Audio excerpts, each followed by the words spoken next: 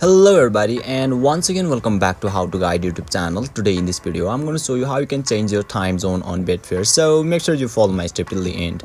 First thing first, I assume that you already have an account in Betfair and already logged in, and now right after that you will be able to see the interface of Betfair apps on in the screen, where you can see profile icon at top right corner. Just tap over there and you'll be redirected to the my account section, where you need to scroll a little bit down unless you find the setting details, and once you find it, just tap over there.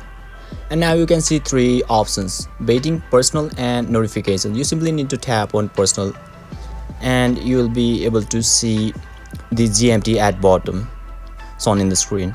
Just tap over there and you can change your time from here. So basically this is how you can change your time zone on Betfair, and if you still encounter any issue during this process, feel free to leave a comment and I'll be happy to assist you.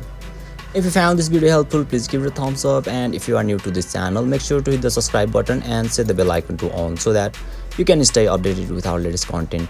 Thank you for watching and I'll see you next time.